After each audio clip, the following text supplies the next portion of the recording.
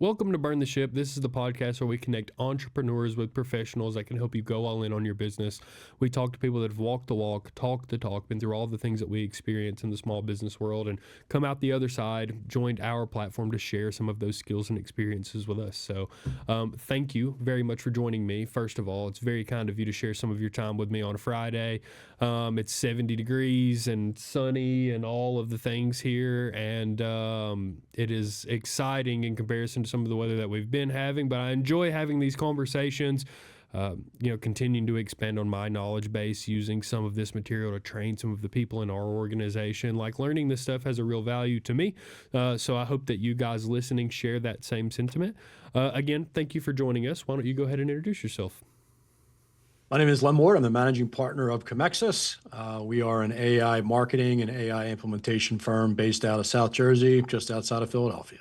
Nice. Thank you for being here. Let's start with a little bit of a story, and then let's dig into a little bit more of what it is that you guys do. How did you get good at what you do, and why is this the path and direction that you chose for yourself?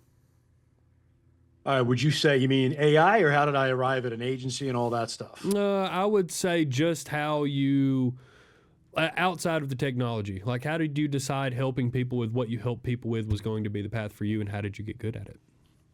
Yeah, so to be honest with you, I never thought I'd arrive here. My career started way back on Wall Street. I was on the institutional side of Wall Street during the dot-com era. After a merger with a couple banks, I found myself really not at the bank anymore. You could say, buyout, layoff, however you want to call it. So I had to kind of reinvent myself. So one of the things I was thinking about doing was I always wanted to work for myself. So I was actively looking for a business to buy. We ended up home, I was working with a couple people on that, and a business we were going to buy, we realized it was something we could do on our own. And it was an e-commerce business back in like 04, 05, when e-commerce was really kind of brand new. So what came along with that, though, was digital marketing. For you to do well, yes, you could sell on eBay and things like that, which was real big years ago, but you had to start optimizing for the new thing called Google, which, if believe it or not, Google was a new kid on the block that many years ago. So I had to really kind of teach myself what to do: search engine optimization, pay-per-click, and so forth. And social media was just kind of beginning to pop up. So what happened with that business is the '08 situation happened with the housing crisis, and we were selling very high-end luxury tickets, high-end sports tickets, high-end Broadway seats. So if you wanted like the best of the best seats, that's the kind of stuff we were selling. People weren't buying that anymore because they had to pay for the mortgage on their home. So I had to figure something out. Wife, couple kids at that point. I was like, all right, I got to do something. One of the things I realized I was doing was digital marketing, and I had a few people contact me, say, hey, could you help my business out, with what you did with your business? So I realized that was the path I was going to be heading down. So away from finance over to digital marketing. I started doing that. I started picking up a few clients. And over the course of 20 years, I ended up with an agency. An agency I've been running for about 20 years, a couple different iterations. We acquired a couple smaller agencies to kind of build ourselves up. Now, we're kind of a nice, tight agency where over the last few years, we've realized that marketing is now really, really pushing into the AI world. And we said, all right, we got to go all in 3 years ago. And we started learning everything we could about AI. Something you always heard about on the peripheries, like we always kind of dabbled in it. But in the last 3 years, we realized this is where the future of marketing is. And that's where I've arrived here. Nice. When you say doing digital marketing, what does that mean to you? Digital marketing, I guess you could say in a nutshell, is making sure that your brand and your website is properly represented and people are able to find you online, Google, social media, and so forth. So putting ad dollars, creative concepts, creative ads, creative videos behind your products and services. So individuals, when they have that problem or something arises, that your ad is showing up or your organic content is showing up. All of which I just told you is going to be completely irrelevant as we march forward into the AI world, because everything we've done with digital marketing is getting completely upended and changed over to a different philosophy on how people are going to find you. Can you talk to me about that transition? Sure. So typically for the last 20 years, we've lived in a world, 25 years, we've lived in a world which is search and retrieve, which means you go to Google, you go to whatever search engine it may be. You could even search on X, you could search on YouTube, and you would pull up a bunch of links and you would digest the content, whether it's video, blogs, website, images, and so forth. Search, retrieve. Now you're moving into a solve my problem. People are now expecting to go to a website, go to a platform. They're going to tell you their problem, and they're not going to read 20 links or 20 pages of your blog or watch 2 hours of video or listen to all the podcasts. They'll do a little bit of it. But now they want you to solve a problem right away. And then after you've solved the problem, at that point, they may start looking at some of the other pieces of material to kind of help drive that point home. But when you think about that from marketing, for 20 some odd years, we've created content that would put clients into a funnel, and you would work them all the way through the funnel based upon each piece of content, giving them more and more knowledge about where they're trying to arrive. Now, the customer is expecting to have all of that information to them on demand with one touch of a finger. One push of a button. So when you think about that from a marketing perspective, everything we've done for 20 some odd years, billions and billions of dollars that have been invested in the industry, is completely upended to where before, again, the funnel, now it's you better be able to solve a problem immediately. So that's the fundamental shift that's happening right now. And that's why I think so many people are concerned about marketing right now. I would agree. I think that in my mind, the change in consumer behavior has always been what drives the tactics that drive what marketing ends up being as a whole. So is this something people should actually be worried about? Kind of the change of the rules of the game? Yeah, because lead generation has been come up with the right keywords, have the right catchy slogan, have a good landing page, offer a good exchange, whether it's a white paper, a video, or something for the email, and then we put you in a funnel and we start marketing to you. That's not going to happen anymore. Now, you have to be able to go in the marketing, and the very first thing you have to say to yourself is, let's identify the top 25 problems our clients or customers typically have, and how do we solve that problem? Okay, well, how do we put that in the right form of content so AI can identify our company as one of the thought leaders on this and be able to get picked up potentially, within a Q&A on a chatbot, and potentially somebody may go to our website, and I can go all the way down the road where they're not going to come back to your website anymore and so forth. But yeah, so if you've built your entire funnel on that philosophy, that's all going to end and it's all going to change. Not overnight, but much faster than people think. So lead generation, the way we look at it now and the way it's going to look next year, is going to look like night and day. Can you talk to me about the disparity between the enterprise solution and the small business solution in regards to AI and marketing? Give me that question again. What do you mean by that? Like, break that down. I think from traditionally, if you look at marketing, the newest, most expensive marketing channels have always been utilized by large companies first, like when commercials got really big, or the .com era happened, or paid social really took the reins. Is there going to be a big disparity between the way that enterprise companies market their business with the utilization of AI marketing tools and the way that small businesses market themselves with the utilization of those same tools? That's a good question. So I think that ChatGPT just opened up ads, which a lot of us know now, and you have to have a minimum of $200,000 a month budget, I think, which pretty much eliminates most small businesses, right? Unless you're a law firm that's cranking dollars for cases, it's a little different. It's clear ChatGPT is trying to get the big brands in there first: Coca-Cola, Sure. Walmart, Amazon, Home Depot, and so forth. They're trying to get them in there. So I think it's going to kind of follow suit, but the way they advertise and putting all the money on platforms, I think, is definitely going to change. The way we advertise now, where you're going in a bidding environment, an auction environment, and these big companies are just outspending you, I think it's going to change.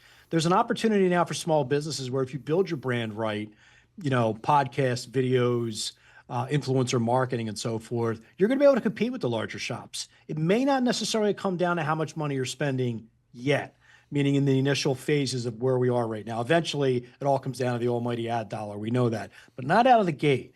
And I think that's the biggest thing people are missing in AI. They're so focused on lead gen that they are not advertising their brand. And that's where the major companies have an advantage over you. They Coca-Cola, Home Depot, Walmart, even newer type companies like a Liquid Death or so forth, like something newer. They have put so much equity into their brand. They knew to build up their brand. And no matter what happened in advertising, if they had the brand established, everything was going to be fine. That now more than ever is going to be critical for you to succeed in the AI world, because AI is literally looking at brand relevance when they're trying to come in and answer a question. It doesn't mean they're going to use your exact piece of content to answer a question, but they may cite you or come back to you because of your brand. What does brand look like? You're being featured on top podcasts. You're being cited in great books. You're being cited on blogs.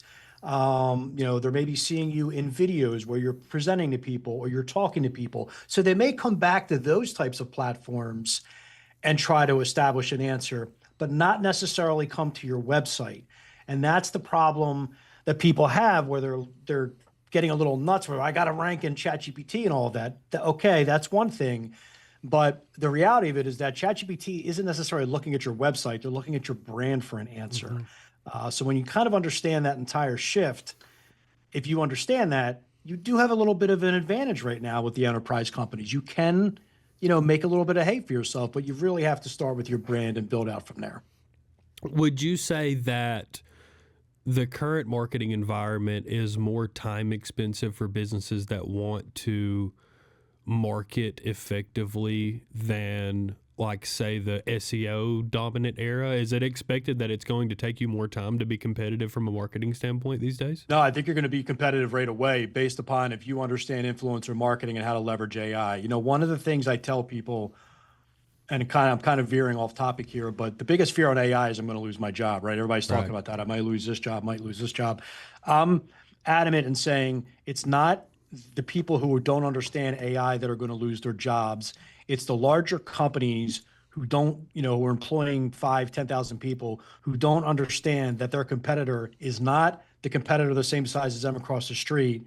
It's the two people in the garage that are building a product that are going to compete with you, and they can move so quick and break bottlenecks so fast that for you, it's going to be nearly impossible for you to make a decision. Number one, because you haven't adapted AI. Number two, you have so many bottlenecks and so much hierarchy that it's become so, cumbersome to even come up with a decision, that if we've moved into a world where customers expect you to solve my problem immediately, and your 10,000 person shop is thinking about AI and implementing it, clunky, the 2-person shop is going to wipe you out and they're going to take you down.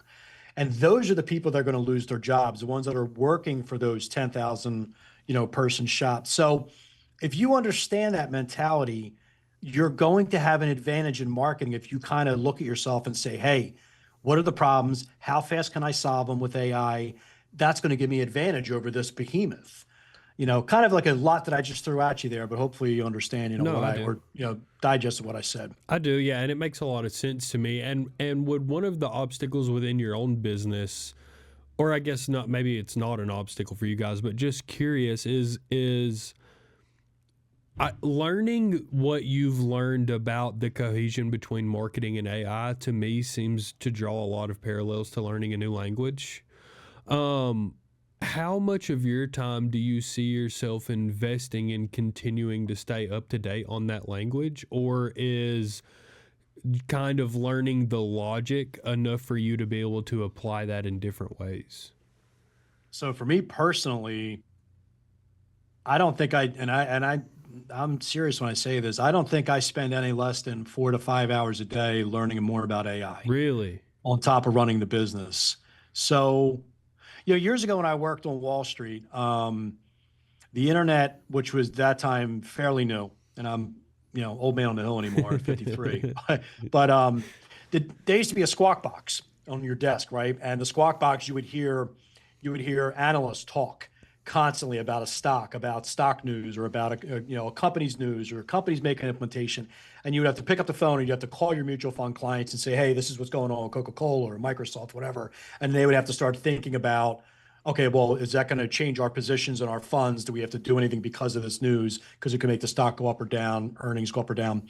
And I remember we used to look around at ourselves in 98 and be like, wow, this information is a lot to digest. Then you move over to social media, or, where that's been a lot to digest where you're constantly trying to stay on top of things. But the thing about Wall Street is that you understood the fundamentals of what people were doing. You understood how they invested. You understood how they moved, money around in their funds. So there was a foundation, right? So you got that. So no matter how much the information came at you, you understood the foundation.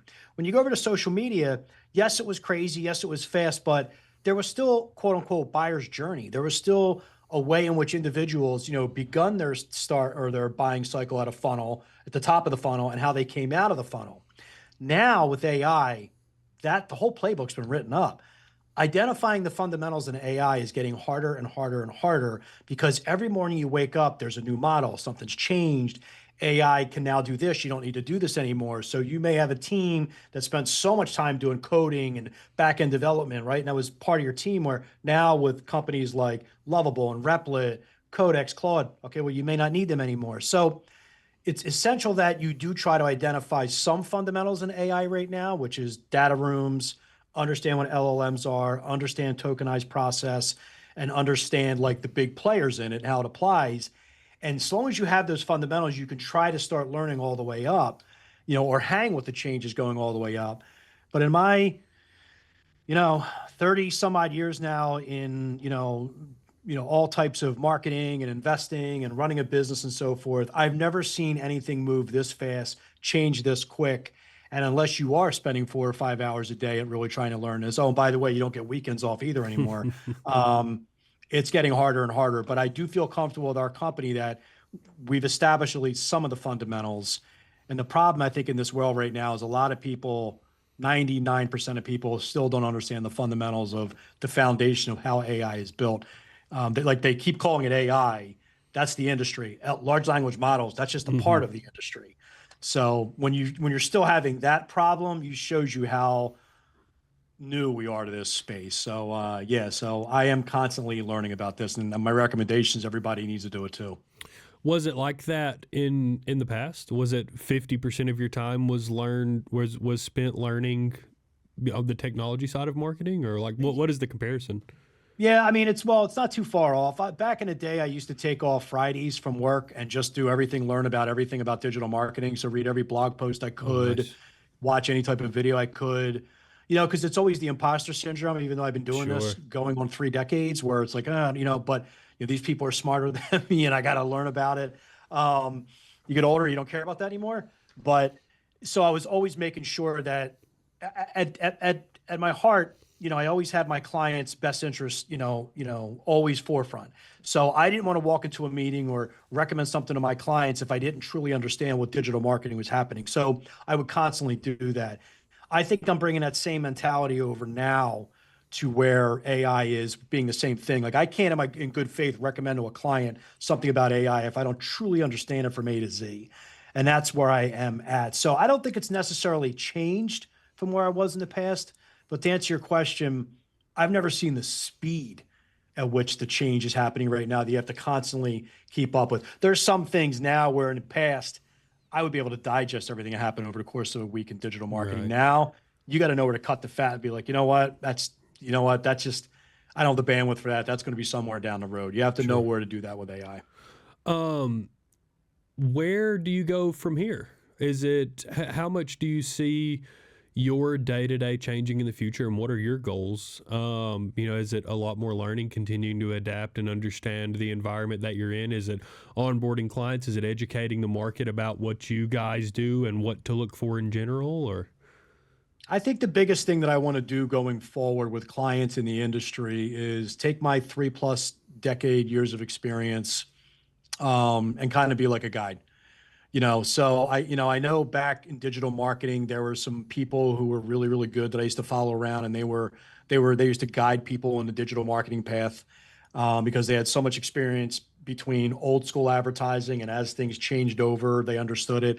I'd like to be able to do the same thing. So, and say, okay, let's stick to the fundamental. Here's the fundamentals on marketing that we know. Here's the fundamentals on finance that we know. How's that going to apply to this new world of AI? So I see myself kind of morphing more into that. People would bring me in more as like a guide, like how do we get through this road? What do we do? That type of thing. I think That's the type of thing that's needed right now because there's so much fear and panic with AI where, to be honest with you, I literally just got off a call and was talking to the person. I was saying the same thing to them. I'm like, if you sat in the boardrooms back in 98, the amount of people that would tell you that internet's going to ruin the world and everything's going to be destroyed, people were, they were jumping off bridges then. Trust me. And it's funny because everybody saying that right now is in their 20s and 30s. Yeah. But when you get to the 50 and 60-year-old, they're like, wait, we saw this. We just saw. Yeah. So, yes, it's fundamentally different. Yes, it's changed. But I don't think people understand when the internet first came out, that was really crazy to, Right. like, wow, I'm going to get on a computer and I can start doing all this stuff. Like, it's not as, I don't think it's as strong as what we're looking at right now or as fast as we're looking at right now. But the internet was a massive upending change for people. It just moved a lot slower. So I think one of the things I'd like to do the most with people is really say, look, I know we haven't seen this before, but we've seen things like this before. And it's, I think one of the biggest things that people can do right now is remind people of the history of how our country has built businesses, have been through revolutions. We always had some sort of, foundational fundamentals that we stuck to. Let's not forget that because this big new scary product, we've done it before. We'll do it again, So I think because there's so much information we can digest right now on a daily basis. Let's let the noise settle for a minute, focus on that light and keep walking towards the light until we get to the business solution. So hopefully that makes sense, but that's kind of where I'd like to kind of bring people towards. Because right now there's panic everywhere and I don't think there needs to be. I think we need to just calm down a little bit. We're going to be okay. I can agree, and I can also echo your thought that there's no voice of peace or reason. I think people, for some reason, their perception is that they stand to gain by throwing a little fuel on the fire. And here is this crazy thing that I understand that you don't understand, and let me sell it to you. And maybe people are taking advantage of a little bit of the confusion right now. But I think that people would be surprised how much they could understand if they did a little bit of learning. So I echo your sentiment. How do people find you if they want to pick your brain? If maybe they want to become a client or see if what you do fits their business, where do they go? Yeah, they can just go to Commexis.com. You can fill out a contact form. It's always me that gets in touch with you. And at the worst case scenario, like I tell people, we can jump on a 30-minute Zoom call or phone call. You can pick my brain and we can see if we're a fit or not. Nice. Well, thank you for joining us. I appreciate your perspective. I know that what you do is very, very scary for some people, and in reality, it's just another tool that can help us be successful. And I've said this 1,000 times on the podcast, but I genuinely believe that people would be surprised at what they're capable of should they choose to do the learning, do the work, and put the time and effort and energy that is required into learning new things and adapting to them. I don't think that this is something that should freak people out unless you are resistant to it, unless you decide that I'm not going to pay any attention to it and I'm not going to do anything different, then maybe AI should scare you a little bit. But at the end of the day, it's going to be something that you can take advantage of, that can bring value to you and your organization, and that I hope it brings benefit to everyone. So again, thank you for your time. If you have anything else to share with the audience before we go, I open the floor to you. But for everyone listening to me yap, until next time, burn the ship and take a chance on your business. I believe that you could surprise yourself. Thanks for having me.